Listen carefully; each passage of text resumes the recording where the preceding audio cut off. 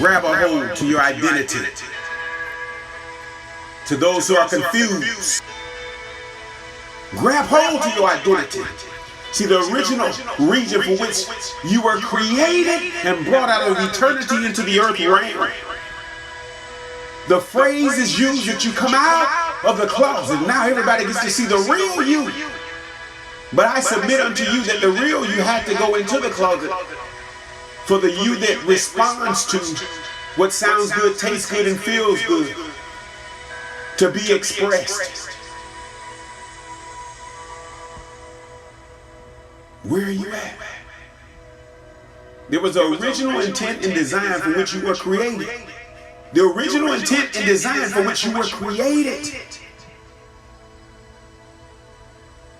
You were never created to be the result of an appetite. Your appetite for what sounds good, tastes good, look good, and feel good was never meant to lead you. Was never meant to lead me. Appetites were never meant to lead us. Appetites, the abundance of the appetite that you have was never meant to become your identity. Based on an appetite, a sexual appetite. Based on a feeling, based on an idea of what looks good, what sounds good, what tastes good, what feels good. The dimensions of who God has called you to be, the depth of who God has called you to be was never meant to be relegated to or defined by what your eyes see as pleasurable. It should never be the defining factor. So I submit to you that the appetites that define you are the appetites that you were subjugated to. You're subject to those appetites. And they bullied you into the closet, the real you into the closet, so that they can become the very express image of a nature that's fallen, of a nature that's ruled by what sounds good, tastes good, feel good, and look good.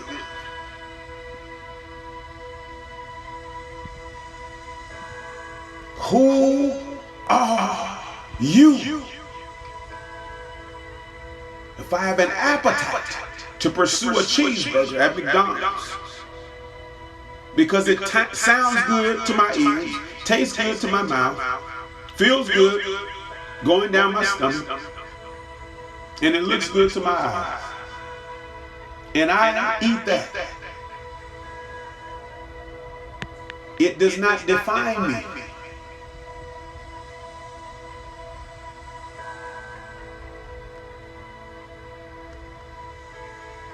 It does not define me.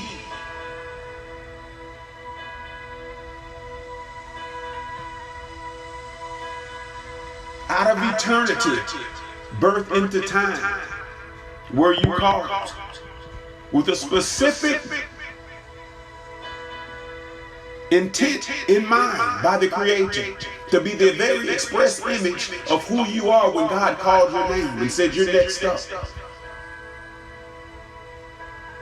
And He designed you with the intent of you expressing that which you have placed on the inside of you. Will you become what He has put on the inside of you, the express image?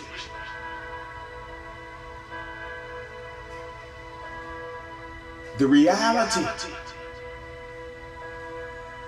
and everything He gave you, the instruments, the tools, the abilities, so that you may become that express image.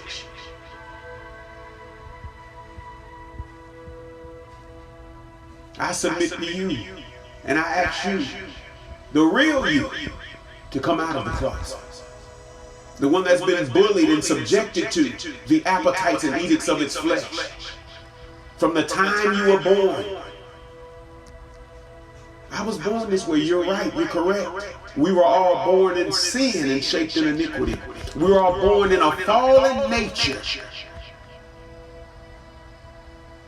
We were never designed as human beings to be subjugated, to be imprisoned by the instinctual Adamic nature.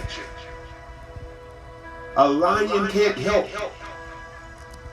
but be subject to its nature to want to eat and attack other animals for survival, for instinct. It's fallen nature to guard its territory. It's fallen nature to steward over its pack.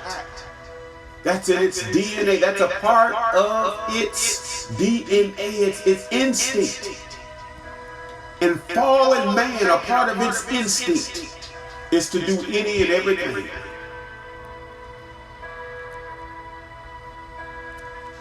It's in his DNA until it is born into the reality of the kingdom. So we were born in sin, shaped in iniquity. So God, the prerequisite is that we be born again into the reality that we don't have to be bound by what sounds good, tastes good, and feel good. We don't have to be bound by the eye gate sins, the ear gate sins. We don't have to be bound in a fallen posture where the real lust is never expressed, but only our appetites express and make a mess. When appetites leave, they express and make a mess. How do we know when we functioning within our original design is that there are no byproduct, there is no byproduct, there is no suffering behind it. There is no byproduct of residual negative results. Hey,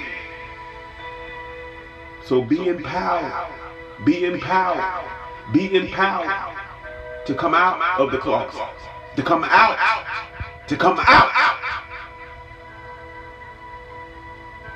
of your place of subjugation and challenge every appetite and bring it into alignment. In the natural, if we don't steward over our appetites and what we eat, we develop health issues. We don't steward over our appetites and not fall subjugated to our appetites, not become a subject of our appetites and allow our appetites to lead us to our early grave. Because we're eating the wrong things. But our excuse is it looks good, it tastes good, and it feels good to my stomach. In that exact same way, the appetite and the desire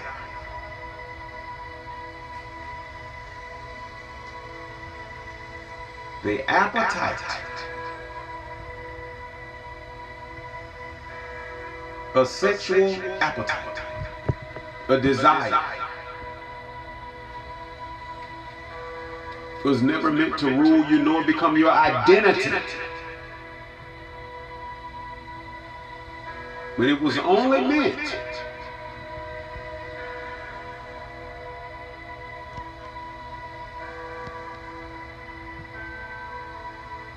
to be expressed in holy matrimony.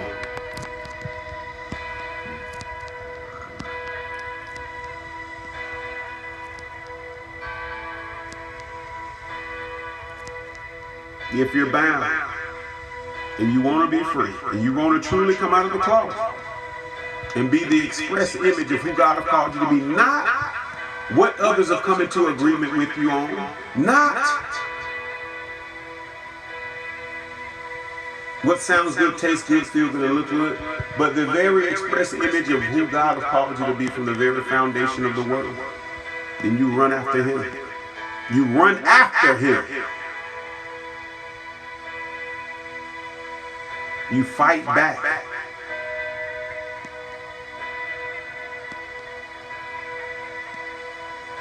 I see you transitioning now out of a place of bondage. In bondage to what sounds good, tastes good, look good, and feel good.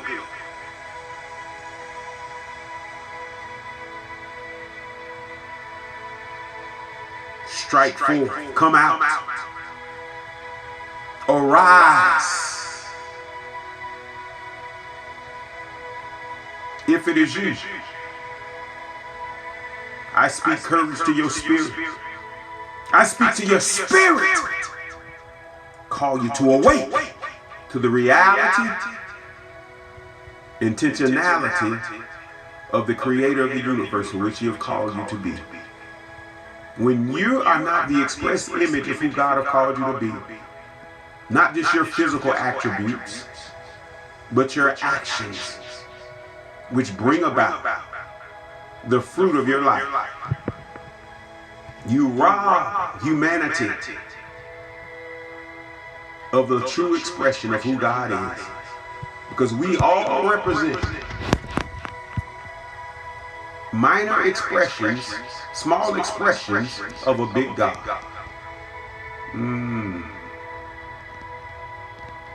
And collectively, as we all become the expression of our Lord, collectively we begin to see his face. Collectively we begin to see his face in community, in unity, and not division, but in diversity. And in unity, one versity, oneness in many, the express image. The express image. So if it is you, there's no special prayers, there's no special decrees, but you get in your quiet place and commune with the creator of the universe. And I believe that he has placed in you the resolve to come out. To come out. To come out of the closet. To come out of the closet.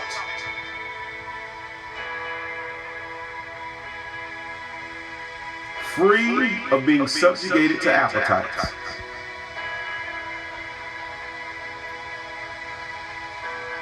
I talk to the man. I speak to the man that's addicted to drugs, addicted to pornography, addicted to opiates, addicted to drugs, addicted, subjugated by his appetites. In alcohol, we never get to see the true him, because the alcohol forces the real him. Anybody who's grown up with an alcoholic, they know that the true him is nothing like the one who drinks. And you can immediately tell when he's drinking or she's drinking, because you see a different person. The real them have now been bound in the closet. A drug addict, when they're strung out on drugs, you realize that the real them, the person that they were before, a person that's addicted to pornography, addicted to sex, addicted to the edicts of their flesh, the real them, you never get to see, because they're always wearing a mask. Hey, they're always wearing a mask.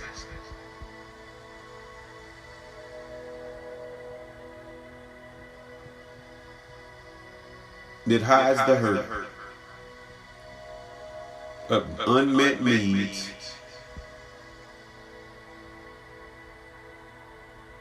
of unfulfilled dreams, and of broken promises. I speak to you and I say, come out right now. Come out. In the name of Jesus.